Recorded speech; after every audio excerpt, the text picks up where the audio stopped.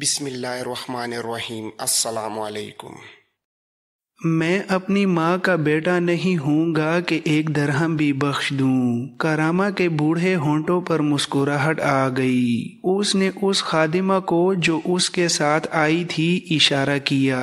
خادمہ دوڑی گئی اور 1000 درہم لے آئی۔ کرامہ نے یہ درہم شویل کے حوالے کر دیے اور آزاد ہو گئی۔ شویل کا یہ عالم تھا کہ 1000 درہم دیکھ کر حیران ہو رہا تھا جیسے اس کے ہوش گم ہو گئے ہوں۔ اس نے اپنے ساتھیوں کو جا کر فاتحانہ لہجے میں بتایا کہ اس کے ساتھ دھوکہ ہوا تھا، کہ اس نے ایک ضعیف العمر عورت کو جوان سمجھ لیا تھا، لیکن اس نے اس سے 1000 درہم کما لیے۔ اس کے ساتھی نے اسے کہا، صرف 1000 درہم؟ تو ساری عمر احمق ہی رہا۔ کرامہ شاہی خاندان کی عورت ہے، اس سے تو کئی ہزار درہم لے سکتا تھا۔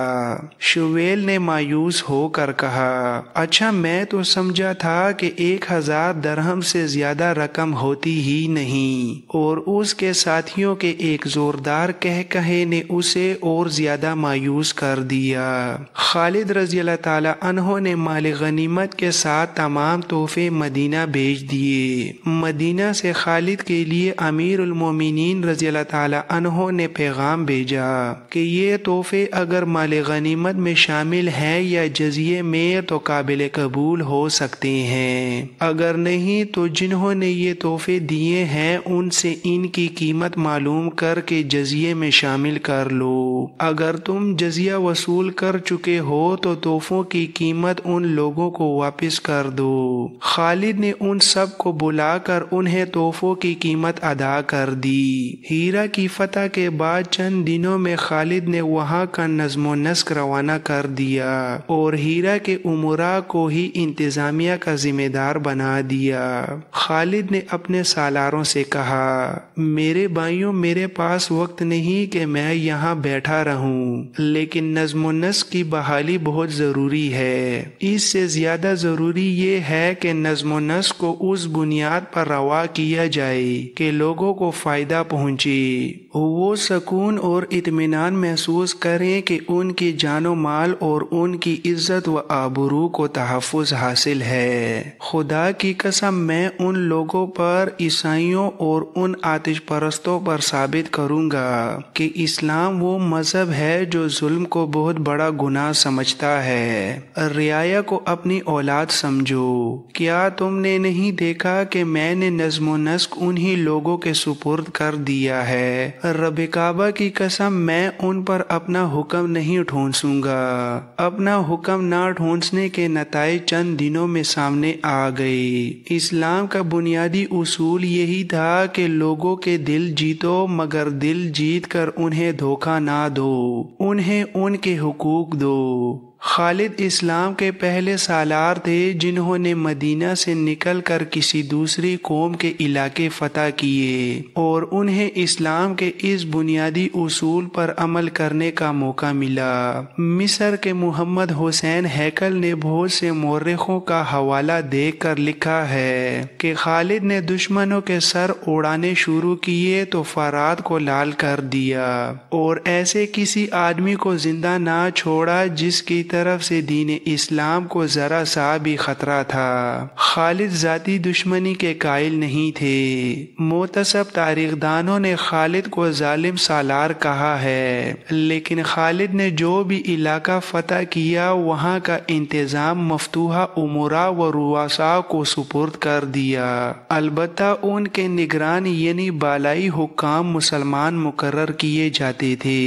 ہیرا کو فتح کر کے خالد نے سارے فارس کو فتح نہیں کر لیا تھا، بلکہ خالد خطروں میں گر گئے تھے۔ آتش پرست ان پر چاروں طرف سے حملے کر سکتے تھے۔ اگر بڑے پیمانے پر حملہ نہ کرتے تو شب خون مار مار کر مسلمانوں کی فوج کو نقصان پہنچا سکتے تھے، لیکن آتش پرستوں نے ایسی کوئی کارروائی نہ کی۔ اس کی اور کئی وجوہات تھیں، جن میں ایک یہ تھی کہ مفتوحہ علاقوں کے لوگ मुसलमानों के सलूक से मुतासिर होकर उनके हामी और माविन बन जाते थे।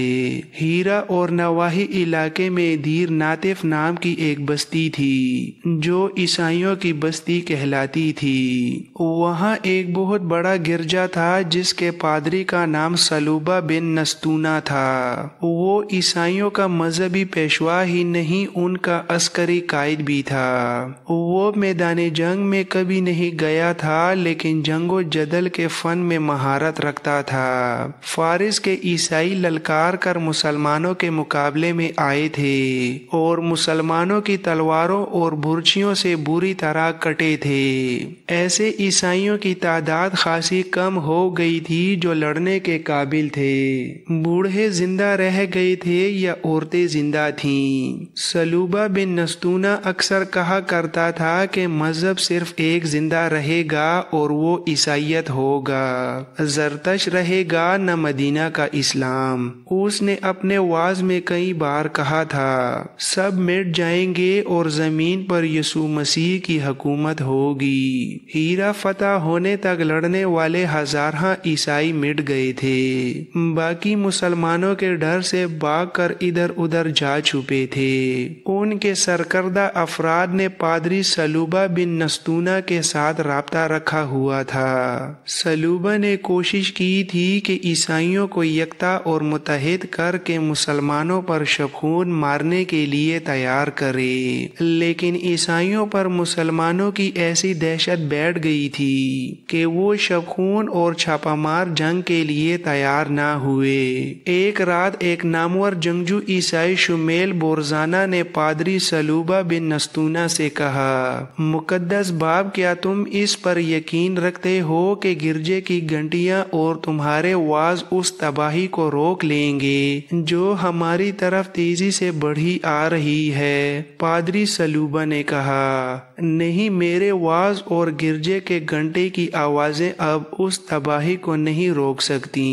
शुमेल बोरजाना ने कहा, फिर तुम हमें इजाजत क्यों नहीं देते कि हम मुसलमानों की फौज पर हर रात शबखून मारें? मदीना के मुसलमान जिन भूत नहीं, इंसान हैं, हमारी तरह के इंसान हैं। पादरी सलूबा ने कहा, शुमेल, बेशक वो इंसान है लेकिन तुम्हारी तरह नहीं। मैंने उनमें कुछ और ही बात देखी है। वो फतह का अज़म लेकर आए हैं। अगर उन्होंने अपने जिस्मों के मुतालिक यही रवैया रखा तो आखिरी फतह भी उन्हीं की होगी। शुमेल ने कहा, मुकद्दस बाप, मैं जिस्मों वाली बात नहीं समझा, समझने की कोशिश करो। ये लोग जिन्हें कसरा अरशेर अरब के बुद्धू कहता रहा है, जिस्मानी आसाइशों और लज्जतों को कबूल नहीं करते।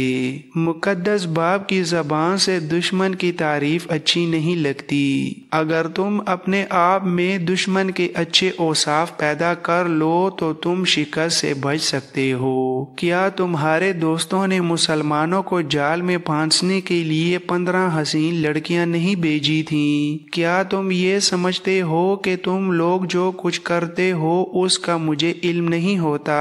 तुम्हारी तलवारों की धार कुंद हो चुकी है, इसलिए तुम लोगों ने औरतों को इस्तेमाल किया है। क्या तुम इनकार करोगे? शुमेल ने शर्मसार सा हो के कहा, नहीं मुकद्दस बाप, हमारे एक बुजुर्ग ने कहा था कि एक तलवार एक वार में एक आदमी को काट सकती है, लेकिन एक हसीन औरत का एक वार 100 आदमियों को घायल कर देता है। मुसलमान सवार घोड़ों को झील से पानी पिलाने लाया करते हैं। वो 4-4, 6-6 की टोलियों में आते हैं। झील के इर्द गिर्द ऊंची चट्टानें और घना जंगल है। हमारी लड़कियों ने मुसलमान सवारों को अपनी तरफ खींचने की बहुत कोशिश की, लेकिन उन पर कुछ असर ना हुआ। हमारी बाज लड़कियां नीम बरहना होकर उन्हें चट्टानों के पीछे پیچھے چلنے کے اشارے کرتی رہیں، لیکن ہوا یہ کہ بعض سوار منہ پھیر لیتے اور بعض ہنس پڑتے تھے۔ پادری سلوبہ نے کہا، اور مجھے یہ بھی معلوم ہے شمیل کہ تم لوگوں نے مسلمانوں کے گشتی سنتریوں کو بھی پھانسنے کی کوشش کی تھی، اور تم لوگوں نے یہ بھی سوچا تھا کہ مسلمانوں کے سالاروں اور خالد بن ولید کو قتل کرنے کے لیے لڑکیوں کو استعمال کیا جائے۔ ہاں مقدس باب، ہم نے ایسا سوچا تھا، پھر اس سوچ پر عمل کیوں نہ کیا؟ اس لیے نہ کیا کہ جس فوج کے سپاہیوں کا کردار اتنا مضبوط ہے تو اس کے سالار تو فرشتوں جیسے ہوں گے۔ اب ہمارے سامنے یہی ایک صورت رہ گئی ہے کہ مسلمان فوج پر شبخون مارنا شروع کر دیں اور انہیں اتنا نقصان پہنچائیں کہ یہ پسپائی پر مجبور ہو جائیں۔ پادری نے کہا، کیا تم کسریٰ کی فوج سے زیادہ طاقتور ہو؟ وہ جو کہتے تھے کہ زمین پر کوئی طاقت ان کے مقابلے میں اٹھنے کی جرت نہیں کر سکتی، وہ اب کہاں ہے؟ آگ کو پوجنے والوں کے تمام نامور سالار مسلمانوں کے ہاتھوں کٹ گئے ہیں۔ ہم نے ان کی خاطر مسلمانوں سے لڑ کر غلطی کی ہے۔ شمیل نے حیران سا ہو کر پوچھا، تو کیا مقدس باب تم یہ کہنا چاہتے ہو کہ ہم مسلمانوں کے ساتھ دشمنی نہ رکھیں؟ ہاں، میں یہی کہنا چاہتا ہوں، بلکہ میں مسلمانوں کے ساتھ دوستی کرنا چاہتا ہوں۔ مقدس باپ، پھر تم کہو گے کہ مسلمانوں کے مذہب کو بھی قبول کرنا چاہتے ہو؟ نہیں، ایسا نہیں ہوگا۔ جب سے ہیرا پر مسلمانوں کا قبضہ ہوا ہے، میں یہی دیکھ رہا ہوں کہ ان سے ہمارے مذہب کو کتنا خطرہ ہے۔ میں نے دیکھ لیا ہے کہ عیسائیت کو کوئی خطرہ نہیں۔ مسلمان اپنا مذہب قبول کرنے کی دعوت دیتے ہیں، وہ زبردستی اپنا مذہب مفتوحہ لوگوں پر نہیں ٹھونستے۔ کیا انہیں معلوم نہیں کہ یہاں ایک گرجا ہے جس میں مجھ جیسا جہاندیدہ اور مذہب پر مر مٹنے والا پادری موجود ہے؟ انہیں معلوم ہے شمیل، میں 2 اتوار گرجے میں آنے والے عیسائیوں کے ہجوم میں 2 اجنبی آدمیوں کو دیکھتا رہا ہوں۔ میں نے ان کے گلوں میں سلیبیں لٹکتی دیکھی تھیں۔ وہ ہر لحاظ سے عیسائی لگتے تھے، لیکن میری دوربین نگاہوں نے بھانپ لیا تھا کہ وہ دونوں مسلمان ہیں اور وہ مدینہ کے نہیں فارس کے رہنے والے ہیں۔ وہ ولید کے بیٹے خالد کے جاسوس تھے۔ میں اپنے واز میں محتاط رہا۔ مقدس باپ، اگر تم مجھے اشارہ کر دیتے تو وہ دونوں زندہ واپس نہ جاتے، پھر تو اس گرجے کی اینٹ سے اینٹ بچ جاتی۔ عقل اور جوش میں یہی فرق ہے شمیل، تم میں جوش ہے اور میں عقل سے کام لے رہا ہوں۔ میں تم لوگوں کو مسلمانوں پر شبخون مارنے اور لڑنے کی اجازت نہیں دوں گا۔ 2-3 روز بعد پادری سلوبہ بن نستونہ گرجے میں تمام عیسائی سرداروں سے کہہ رہا تھا، حقیقت کو دیکھو، کسریٰ کی اتنی زبردست فوج مدینہ کی قلیل سی فوج کے مقابلے میں نہیں ٹھہر سکی۔ تم نے بھی مسلمانوں کا مقابلہ کر کے دیکھ لیا ہے۔ اب مسلمانوں سے ٹکرا کر تم تباہ ہو جانے کے علاوہ اور کچھ نہیں کر سکتے۔ وقت کا ساتھ دو۔ مسلمانوں نے تمہارے مذہب کے لیے کوئی خطرہ پیدا نہیں کیا۔ انہوں نے ہمیں اور آتش پرستوں کو بھی اپنی اپنی عبادت گاہوں میں عبادت کی اجازت دے رکھی ہے۔ مسلمانوں نے عدل و انصاف میں جو مساوات قائم کی ہے وہ تم خود دیکھ رہے ہو، اور تم یہ بھی دیکھ رہے ہو کہ تم ان کے خلاف آتش پرستوں کے دوش بدوش لڑے تھے، لیکن مسلمانوں نے تمہارے خلاف کسی قسم کی انتقامی کارروائی نہیں کی۔ انہوں نے کاشتکاروں کی زمینوں پر قبضہ نہیں کیا، ان کی فصلوں میں اپنے گھوڑے اور اونٹ نہیں چھوڑے، بلکہ آتش پرست حاکم ان غریب کسانوں پر جو ظلم و تشدد کرتے اور ان کی کھیتیوں کی پیداوار اٹھا لے جاتے تھے، یہ لوٹ کھسوٹ ختم ہو گئی ہے۔ اس حقیقت سے انکار نہ کرو کہ مسلمان رعایا کو پورے حقوق دے رہے ہیں۔ ایک سردار نے پادری سلوبہ کو ٹوکتے ہوئے کہا، تم پر خدائی یسوع مسیح کی رحمت ہو، کیا تم ہمیں یہ ترغیب دے رہے ہو کہ ہم مسلمانوں کی اطاعت قبول کر لیں؟ ایک اور سردار نے کہا، کیا یہ ہماری بے عزتی نہیں؟ پادری سلوبہ نے کہا، مسلمانوں نے تمہاری عزت کی طرف آنکھ اٹھا کر بھی نہیں دیکھا، کیا تم نے انہیں پھانسنے اور گمراہ کرنے کے لیے اپنی لڑکیوں کو نہیں بھیجا تھا؟ کیا وہ تمہاری لڑکیوں کو اٹھا کر نہیں لے جا سکتے تھے؟ اور مت بھولو کہ کسرا کے حاکموں نے تمہاری کتنی لڑکیوں کے ساتھ زبردستی شادی کی تھی، جسے جو لڑکی اچھی لگی وہ اسے حکماً لے گیا۔ اور یہ بھی سوچو کہ فارس کے وہ سالار اور کماندار کہاں ہیں جن کے ساتھ مل کر تم مسلمانوں کے خلاف لڑے تھے؟ کیا انہوں نے تم سے پوچھا ہے کہ تم کس حال میں ہو؟ کیا انہوں نے آ کر دیکھا ہے کہ تم میں سے جو مارے گئے ہیں ان کی بیویاں کس حال میں ہیں، ان کے بچے کس حال میں ہیں؟ اور مسلمان تمہیں سزا تو نہیں دے رہے؟ ایک بوڑھے سردار نے کہا، بے شک وہ ہمیں بھول گئے ہیں۔ ایک اور سردار بولا، تو بجا کہتا ہے مقدس باپ، اب بتا ہمیں کیا کرنا چاہیے؟ تم ہمیں کس راستے پر لے جانا چاہتے ہو؟ پادری نے کہا، وہ تمہاری سلامتی کا راستہ ہوگا، اس میں تمہاری جان و مال اور تمہارے مذہب کی سلامتی ہے۔ میں مسلمانوں کی اطاعت قبول کر رہا ہوں اور میں بانکیا اور بسما کے علاقے کی تمام قابل کاش اراضی کا لگان وصول کر کے مسلمانوں کو ادا کیا کروں گا۔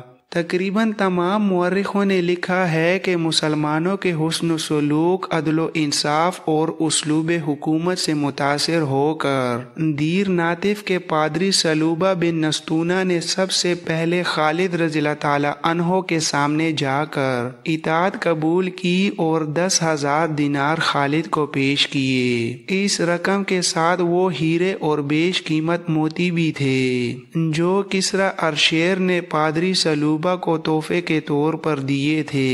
یہ موتی دراصل رشوت تھی جو ارشیر نے عیسائیوں کو مسلمانوں کے خلاف لڑانے کے لیے پادری سلوبہ کو دی تھی۔ خالد کے حکم سے ایک معاہدہ لکھا گیا۔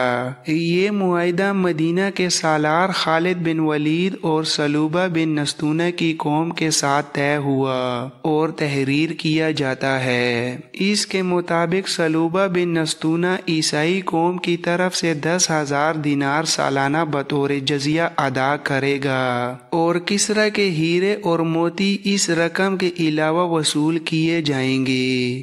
جزیہ کی رقم صرف ان عیسائیوں سے ہر سال وصول کی جایا کرے گی جو اس کی استطاعت اور توفیق رکھتے ہیں اور جو کمانے کے قابل ہوں گے۔ ہر کسی کو جزیے کا اتنا ہی حصہ دینا پڑے گا جتنا وہ آسانی سے ادا کر سکے گا۔ اس معاہدے کی روح سے مسلمانوں پر یہ فرض عائد ہوتا ہے کہ وہ عیسائیوں کی بستیوں بانکیا اور بسما کو ہر طرح کا تحفظ مہیا کریں۔ پادری سلوبہ بن نستونہ کو اس کی قوم کا نمائندہ تسلیم کیا جاتا ہے جیسا کہ اسے اس کی قوم نے تسلیم کیا ہے۔ اس معاہدے پر جو خالد بن ولید نے کیا ہے تمام مسلمان رضامند ہیں اور وہ اس پر عمل کریں گے۔ پادری سلوبہ اس علاقے کی نامور شخصیت تھی۔ ارد گرد کے بڑے بڑے سرداروں اور سرکردہ افراد نے جب دیکھا کہ سلوبہ نے خالد کی اطاعت قبول کر لی ہے تو وہ سب ہیرا پہنچے اور خالد کی اطاعت قبول کرنے لگے۔